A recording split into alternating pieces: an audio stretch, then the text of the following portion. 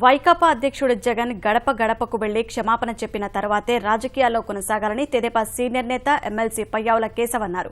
అనంతపురం జిల్లా ఉరవకొండ మండలం ఆమిదాల గ్రామంలో 59 లక్షలతో నిర్మించిన సీసీ రోడ్లు, డ్రైనేజీలను ప్రారంభించారు. అదే గ్రామానికి చెందిన సర్పంచ్ మారెక్క, మాజీ మార్కెట్ యార్డు చైర్మన్ మారెన్నతో పాటు 200 మంది వైకాపా నేతలు కేశవ్ సమక్షంలో తెదేపాలో చేరారు. ఈ సందర్భంగా కేశవ్ మాట్లాడుతూ లేపాక్షి హబ్, వాన్పిక్, ఇతర సెజ్ల పేరుతో ఎన్ని వేల కోట్లు దోచుకున్నారో ప్రజలకు చెప్పాలని ఆయన డిమాండ్ చేశారు.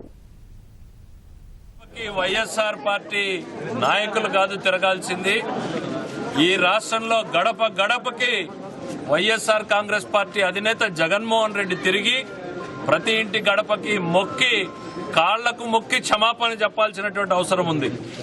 ఈ రాష్ట్రంలో పేదల భూముల్ని దోచి తను ఏ రకంగా సంపాదించుకున్నాడు అనేటువంటిది గడప గడపకి చెప్పాల్సినటువంటి పరిస్థితి ఉంది. లేపాక్షి భూముల్లో ఎన్ని వేల మంది రైతులు నష్టపోయారు, నీకు ఎన్ని వేల కోట్లు వచ్చినాయనేటువంటి ప్రతి గడపకి చెప్పి క్షమాపణ కోరాల్సినటువంటి పరిస్థితి ఉంది.